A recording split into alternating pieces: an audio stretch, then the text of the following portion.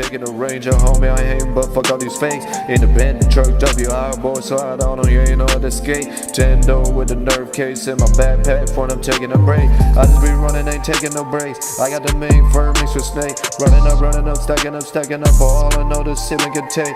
Dark march with the shades on, war ready like you can. What's up, Unstoppable Squad? Today we have another wrestling podcast for you guys, and it's just me, Oos, this week. It might be just me, Oos, next week. I'm sorry this episode of the podcast is going up late. Only reason why, and I'm filming this late as well, is because we're trying to get this episode of 15 years on YouTube episode up. It's not 15 years episode, but I'm trying to get that episode of Hellfire Club 2 up by next week, because next week is my 15-year anniversary. If you guys are listening to this on Spotify, Apple Podcasts, or anywhere you guys are listening to, it'll be up next week on Tuesday, June 16th. Stay tuned for that. Also, we'll be also on Rumble as well for you guys. Stay tuned for that. We had a hell of a good time making this episode. And yeah, anyways, Unstoppable Squad, stay tuned for that. You guys do not want to miss that episode. And if you guys want to watch it on a YouTube channel, the link will be down in the description down below, along with the podcast platforms where you guys can listen to it. But also, if you guys are listening to this on the podcast platforms, please guys give us a review on there as well. We would love to have your feedback. Our first topic is Jacob Fatu falls in line and acknowledges the tribal chief Roman Reigns with no shenanigans. I am shocked right there, because no shenanigans came about from the MFTs. They didn't come out or anything to attack Jacob Fatu or the bloodline or anything. No, I'm shocked about it, because I thought that was going to happen, because we saw that at the pay-per-view Clash in Italy. I don't know what happened there. So I don't know what's going to happen between Jacob Fatu and Roman Reigns. Jacob Fatu, I'm going to talk about this in next week's podcast. I feel like Jacob Fatu is not listening to anyone but Roman Reigns. And yes, I get you should be listening to Roman Reigns because you just acknowledged the tribal chief,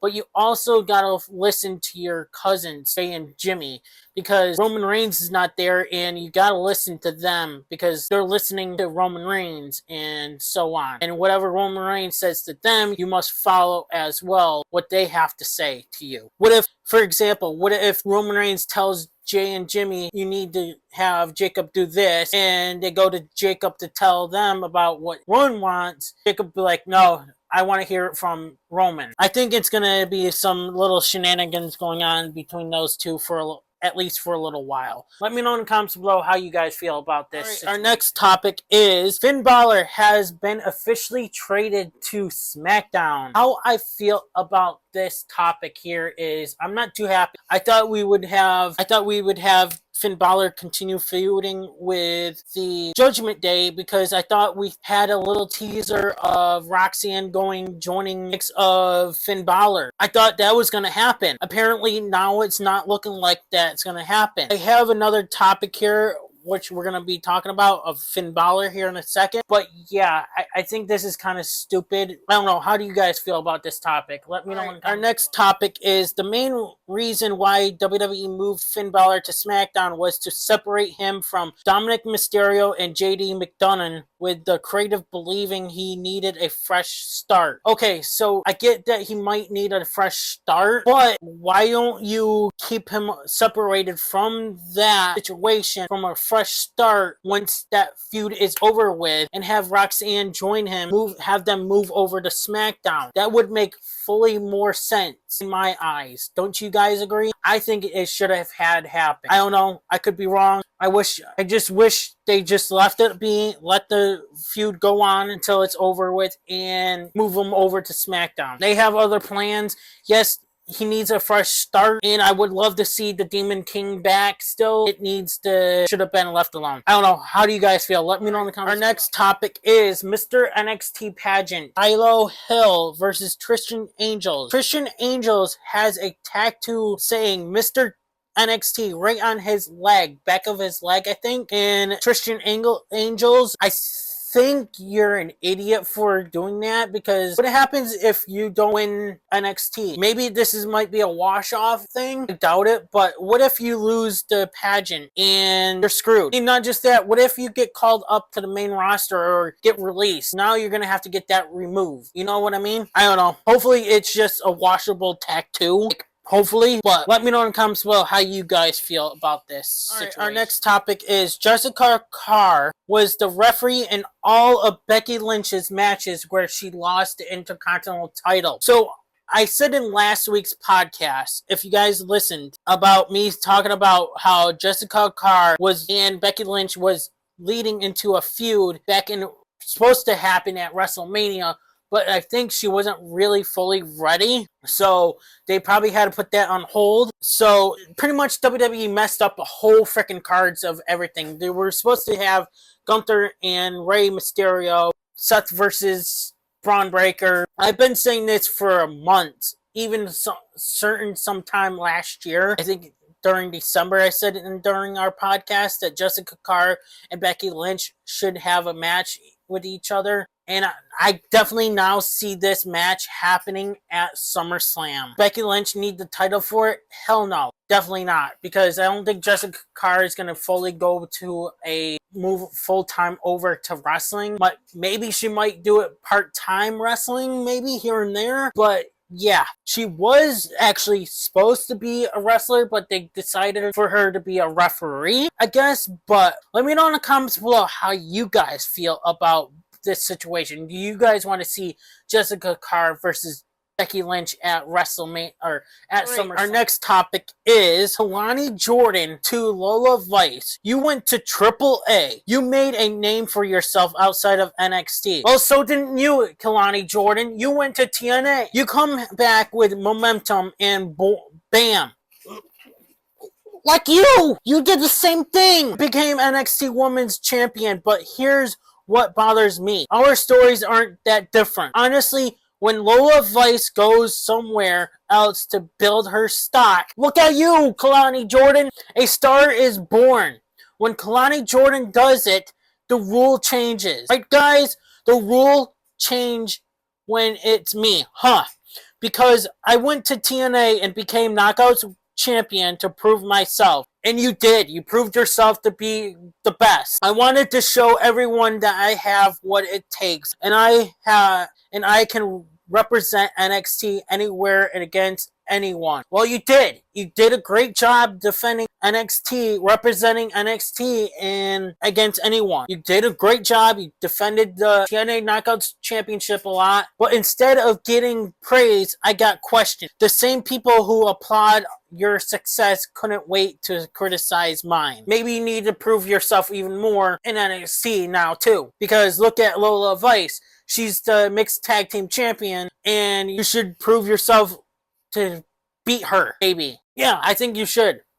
But let me know in the comments below. You guys think I'm right or wrong? So our next topic is AEW versus TNA and WWE and NXT. So we're gonna get June 27th is Night of Champions. So that's on Saturday. June 28th is the TNA Slammiversary. On that same day, we get AEW Forbidden Door. And then also on that day, NXT's Great American Bash.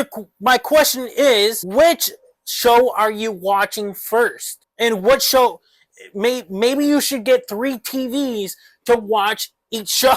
Or if you have phone, you guys can watch it, but you're gonna have to have 3 phones to watch it. What show are you going to watch? Are you gonna watch one show after another one, or what? We're gonna have a lot of topics we're gonna be talking about that week. So that day when this all happens on Sunday, we're gonna have a lot of results popping in. I might have to do the podcast by myself that week. We'll see. Or if we do the podcast, I might just air that into the end of the podcast as well. But get your popcorn ready, because it's going to be a big show. And it's going to be awesome. I'm going to say is AEW's been killing it. NXT's been killing it. TNA's been killing it. But WWE main roster has not been killing it. See how the shows go out to be. Let me know in the comments below what show your topic is WWE star Bronson Reed announces he was in a scary car accident. Reed took to social media to reveal he was recently in a collision, but that everybody is thankfully okay. This comes as Reed is currently off WWE TV as he continues to recover from a torn tricep injury he suffered back on Raw in February 2026. Bronson Reed via Instagram story. Well, I'm glad he's okay, and hopefully he's still healing from that injury and trying to come back as fast as he can. Can't wait to see him back, as we're struggling to have the Vision be still around, because the Vision is getting hurt left and right here. It's like a curse on the Vision. If I was Danhausen, I would uncurse the Vision. But let me know in the comments below how you guys feel about Bronson Reed hopefully coming back soon, and are you excited to be having him back soon? But thankfully he's okay, and everyone else is. Our next topic is WWE has officially removed the Heritage Cup from its roster of active championships on their website. Well, that was bound to happen, because who cares about it? It's like Speed Championship. Get rid of it. No one cares about it. Doesn't matter anyway. They only should bring like championships that actually matter to the company, not like this bull crap. But yeah, I don't know. Let me know in the comments below how you guys feel about the Heritage Cup. Did you guys like the Heritage Cup, or do you guys think it was stupid? I think in my eyes it was cool at first, but it was kind of stupid at the same time. It's like, okay, who cares? Like, it's not getting you a title shot for a championship or anything. Was it? I don't know. I wasn't really paying attention to that. So let me know in the comments. So we have some breaking news here. Evander Holyfield's son, Elijah Holyfield, wins his WWE Evolve debut against Kaya Kavari. Well, congratulations to him. And I don't know who that guy is, but yeah, congratulations. Probably a second generation, but still, I don't know who they are. And plus, I don't watch Evolve. I don't know if you guys watch Evolve, but we are going to be announcing anything that comes about from AEW, NXT, any promotion that comes about on my newsfeed, or if someone reaches out on my Instagram or X from a wrestling company, says, hey, can you break this on your podcast? I am willing to break it for you guys. Anyways, Unstoppable Squad, let me know in the comments below.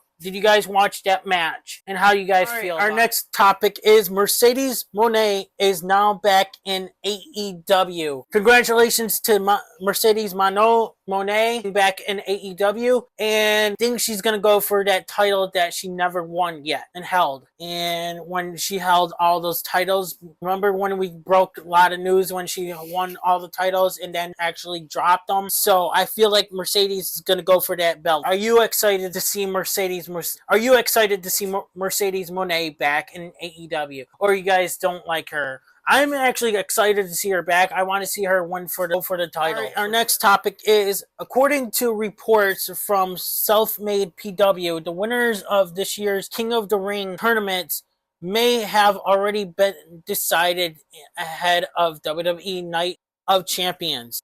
Seth Rollins is reportedly planned to win King of the Ring, which I will talk about during next week's podcast. Io Sky is reportedly expected to win Queen of the Ring. If plans remain unchanged, WWE could already have two massive championship matches lined up for SummerSlam. Roman Reigns versus Seth Rollins, Liv Morgan versus Io Sky.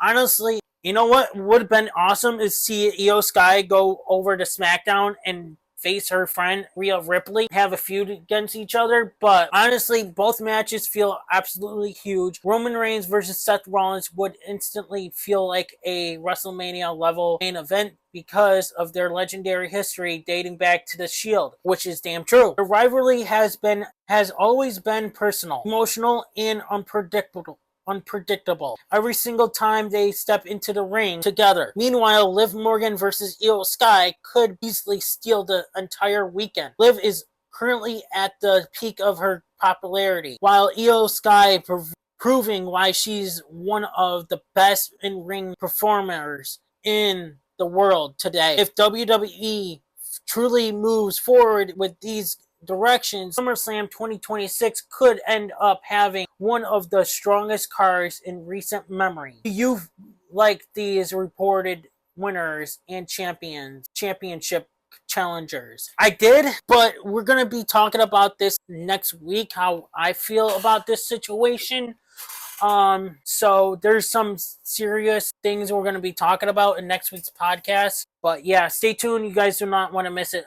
How do you guys feel? Did you guys wish this was going to happen or not? Let me know in the comments. To Fightful Select and WrestleVotes, Mick Foley has reportedly made up his mind to wrestle one final match, and it will be in AEW. Is that Tony Khan is eager to book the match no matter what form it takes. There you have it. If Mick Foley is going to wrestle one more time, what should the match be and who should it be against? I think it might be MJF, but I also could see him teaming with Darby Allin in a tag team match against MJF and Kevin Knight, or stepping into a hardcore match with Jon Moxley. Now those matches would be interesting to see. Maybe give him two or three matches and then call it retirement there. That would be interesting to see. I don't know how you guys, let me know in the comments below how you guys feel and which one you guys want to see him wrestle in. Does he still have a lot in the tank or not? Kind of figured this was going to happen. He was going to wrestle one more time. People are saying, no, he's not going to wrestle again and blah, blah, blah. Oh, reports are saying that it might happen. I don't know. Let me know in the comments below how you guys feel about this. The Righteous beat the Hardys in a Wicked Garden match, which was a brutal, and they poisoned Jeff Hardy with a flower, and he was foaming at the mouth. Yes, that is right, guys. I saw that match and it was brutal with barbed wires around the ring. And man, Righteous is really you guys do not want to mess with the Righteous. That's all I have to say. They are a good team. I don't know why, but I'm starting to like the Righteous. I don't know about you guys, but it seems like the Righteous is like proven to be a great team to, don't want to mess around with. How do you guys feel about the Righteous, and how do you guys feel about this feud? You think this is going on way too long? I kind of agree, yes, but it's great to see this feud go on. It's just like WWE feuds, like they're going on forever and so on. But let me know in the comments below how you guys feel about this. All right, our next topic is we have October 1st, 2027 was the last time we saw a father-in-law versus son-in-law match. Triple H versus Vince McMahon.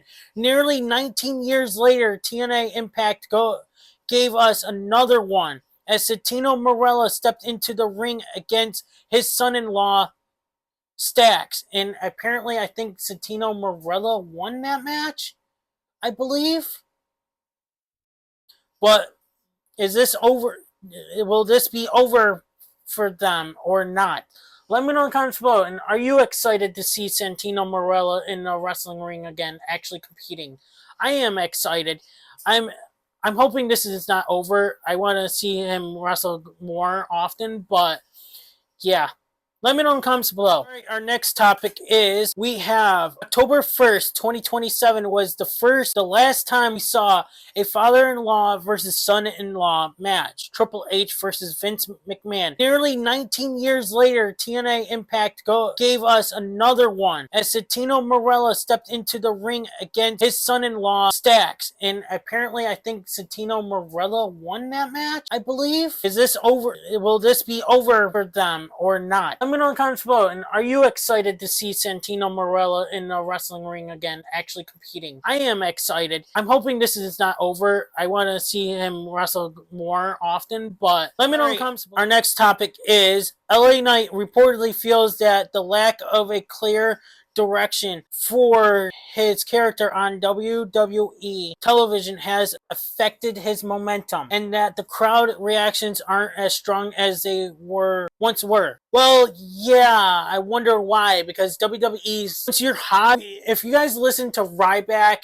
and other wrestling podcasts, like Ryback even mentioned this in his podcast, saying that once you're hot, they're gonna cool you off. Like once the fans are liking you, they don't want that happening. They're giving you pops and shit. WWE does not want to.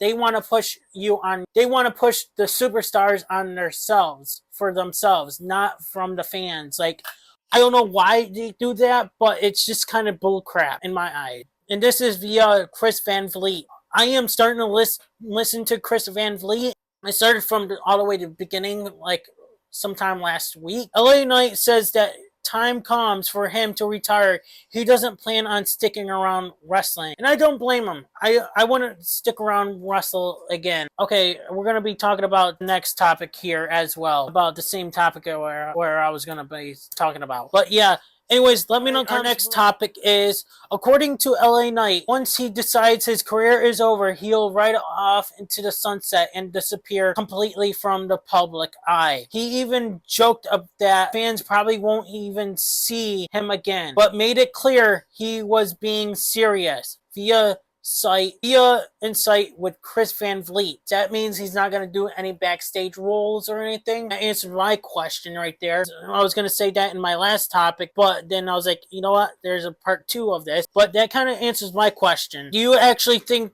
that LA Knight should disappear from the wrestling company, or do you think he should at least do something backstage roles or something? Let me know in the comments below how you guys. Our next topic is WWE SmackDown is reportedly set to officially return to 2 hours starting on July 3rd. It was also noted that the show is expected to run a 2-hour format until January, where it will switch back to a 3-hour once again going forward as part of the company's year schedule change. Source FW4 Online. Okay, so why put it into 2 hours, then 3 hours, back to 2, then back to 3? Make up your damn minds, WWE. Why don't you just stick to a plan and then go for it? Like, we have so much fucking ads and promos and all that fucking backstage shit that's unnecessary. We got too many fucking ads that are showing up. It's getting bullshit. We don't even get enough wrestling time because of these stupid ads and bullcrap we're seeing. It's like, come on. It's not wrestling. We want wrestling. Let me know in the comments below how you guys feel about this topic. You guys agree with me? Our next topic is WWE's Women's Champion Rhea Ripley is dealing with a potential right knee injury sustained during a recent European tour. So WWE wants to bring back house shows for these wrestlers. Here's the problem is, bringing back house shows is a good idea, but at the same time, bad idea. Because when you're going to risk your champions get hurt on the house shows, or even your superstars hurt on house shows. Especially if your big top stars are getting hurt on the house shows, I wouldn't even risk it. I'm sorry to say. Yes, it's great to see house shows. Yeah, I still wouldn't risk it. No. Let me know in the comments below how you guys feel. Do you think I'm right or wrong? Do you guys think house shows should be coming back or not? Let me know in the comments. Our next topic is backstage and creative frustrations have surfaced within WWE, highlighting issues ranging from a complete lack of creative direction for top champions, unclear directions for Liv Morgan and Dominic Mysterio. According to recent reports from Fightful Select's WrestleVotes Radio, there is sustainable internal frustration regarding how WWE has booked Liv Morgan and Dominic Mysterio. The cause: Liv Morgan's anticipated WrestleMania storyline with Stephanie Vaquer had to be frozen due to Vaquer's real-life injury. The fallout: staff are frustrated that WWE failed to create a solid backup plan to keep Women's World Champion Liv Morgan a true focal point of Monday Night Raw. Dominic's absence has wrestled incredibly spare televised matches on the main roster since WrestleMania, leaving the hot pairing feeling heavily underutilized. Yeah, I do agree. This is what the problem is. That WWE creative sucks. They have nothing for any of these wrestlers, but yet you bring the wrestlers up to the main roster, but you don't have anything for them, and then you release them and get rid of them. It's like half of these superstars, and then you sign more new superstars, and then you put them on NXT, and then you make them move up, and then you don't have anything for them, and then you release them. It's like running it all back and shit and everything. Makes no sense to me. I don't know how you guys feel. Yeah. Let me know on the topic is Sami Zayn says, maybe I've never been world champion. I know how to beat Gunther. Cody Rhodes says you know what? You want the WWE Championship. I'm a little bit busy right now. Bullshit, Cody. You can actually freaking face Sami Zayn right now. Sami Zayn says, that's a problem, Cody. You're always looking past me. Maybe the biggest threat to your title is standing right in front of you. Facts. You're scared of Sami Zayn, Cody Rhodes. Sami Zayn says, you said you'd beat Gunther and teach me a lesson. You beat Gunther, so do you want to teach me that lesson? One, he actually did not beat Gunther. Gunther's foot was on the bottom rope, and the damn referee didn't see that. I'm a little upset that Sami Zayn didn't talk about that. Cody Rhodes says, no, Cody Rhodes versus Sami Zayn feels closer than ever. I feel like this could maybe happen at SummerSlam. I hope so, because we need Sami Zayn as a world champion. Do you guys think Sami Zayn deserves to be a world champion? Yes or no? Let me know in the comments. Our next topic is Chad Gable appears on SmackDown. He is back. So Sami Zayn wanted to talk to Nick Aldis. Nick Aldis says he don't have time to talk. He's got Chad Gable appears, and Chad Gable and them go to disappear. So maybe we might see Sami Zayn versus Chad Gable at one point, maybe. But it's great to see Chad Gable back. And yeah, he made an apology to Rey Fenix about his situation that he did against the luchadors and stuff, and now he has respect for them. Let me know in the comments below how you guys feel about this. Our next topic is Kylie Rae, formerly known as Alba Fire, returns to professional wrestling Eve. Since her release from WWE, Kylie Rae made her surprise and answered the open challenge that was issued by Molly Spartan. At first, Abby Cartwright came out as Abby Fire to face Spartan until Kylie Rae came out. Rae won the open challenge with a swanton. Hashtag Eve150. So congratulations to Kylie Rae, but I thought it was too soon for her to make an appearance. Because didn't she get released along with the other wrestlers? I think that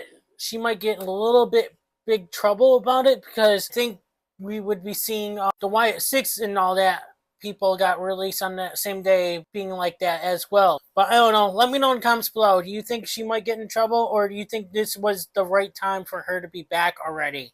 I don't know. I don't remember how long ago it was. But let me know in the comments below how you guys feel. Congratulations. Our next topic is Rey Mysterio announces that the AAA Mega title will be defended on both nights on AAA 34 this September. Whoever is the AAA Mega champion at night 1 in Las Vegas, whether that is Dominic Mysterio or someone else, will defend the championship on night 2 in Mexico City. So I feel like this is going to screw Dominic Mysterio over. He might win night 1 and lose night 2. So yeah, way to go, Rey Mysterio, on screwing your own son over. Let me know in the comments below how you guys feel. And it's pretty much AEW or AAA and WWE's idea of this, and Undertaker's idea as well, and the writers and so on. But how do you guys feel? You think Dominic Mysterio held the title for the longest time, and it's time for someone else? Who do you think is going to face Dominic Mysterio on both nights? Or who do you think it's going to be the champions or whatever, contenders as well? Our next topic is MLW World Heavyweight Champion Killer Kross addressed the crowd with a message aimed at wrestling fans everywhere. Here is his speech. A lot of people in this position would come out here and talk a lot about themselves, and there is nothing wrong with that, but I want to take a little bit of a different approach. This is a special occasion. I want to talk about this company, and I want to talk a little bit about some of you here. Sometimes in life, people feel like the world just starts moving on without them. Put everything into something, someplace, somebody, and then all of a sudden they switch up on you and you feel like you've got absolutely nothing left. But I'm here to tell you today, I'm living proof. That's just a feeling. It's not the case, and do not ever give up on yourself. Facts. Life goes on, and we're here. It's not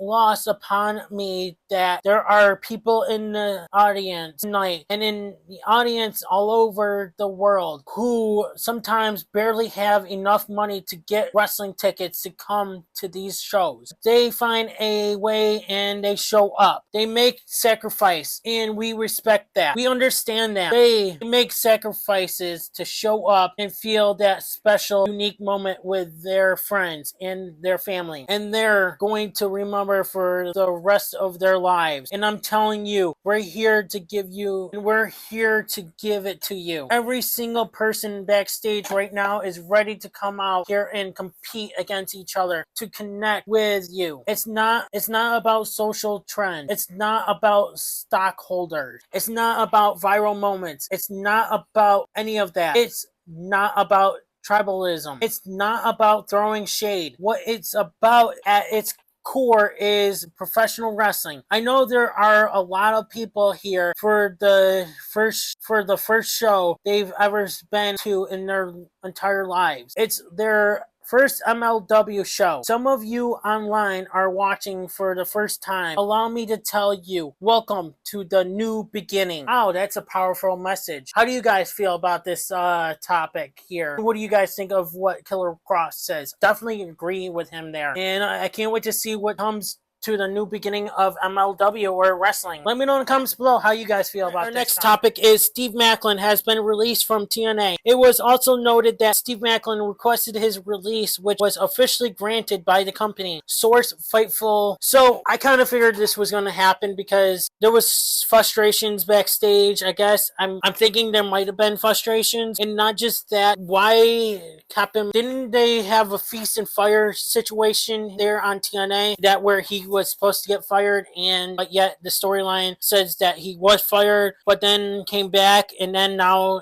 nothing was done with them over there? And I would have released them a while ago, especially when the feast and fire, because they usually fire them and never show back up. I don't know, but let me know in the comments below, where do you think Steve Maclin's gonna go to? Like, is he gonna go to the indie shows, or he's gonna go to AEW or back to WWE? Let me know in the comments below how you guys. Our last topic is Shotzi became the MLW Women's World Champion after defeating Shoku, I'm not going to pronounce the last name, at MLW Fusion. Shotzi officially departed WWE on May 3rd, 2025, after her contract with the company expired and WWE decided not to renew it. And yes, she was on Indies for a while with Matt Cardona as well. Because I remember Matt Cardona, I think, had a feud with her. Could be wrong, I don't know. But yeah, congratulations, Shotzi Blackheart, on winning the MLW Women's World Champion. How do you guys feel about her on the Indies? And can't wait to see what's going to happen forward with MLW's Women's Champion, Shotzi Blackheart. Let me know in the comments below. That's about it for this week's podcast.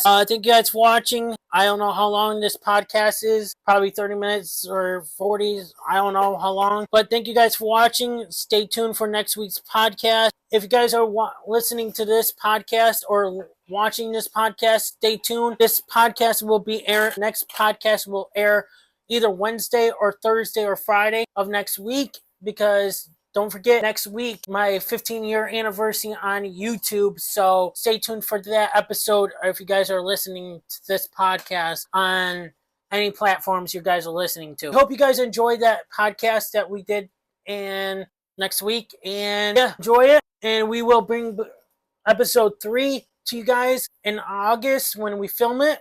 And I don't know when I'm going to have the editor edit that, but it's going to be interesting. I might have a big group with me here, so we're going to have it's probably going to take forever to edit, because we'll probably have 3 different angle cameras. So yeah, I'm hoping we will have a great podcast. You guys do not want to miss next week, but yeah, I don't know if it's going to be myself, or it depends on the weather. I might be going with Venom Vex next week or this weekend. So stay tuned for the podcast. I'm Unstoppable, and I'll see you guys next week. And I'm out. Hey everybody, it's your boy Skiz here. And if you don't subscribe to the Unstoppable Denominator, then you are a toothy bumfuck, pussy ass bitch motherfucker.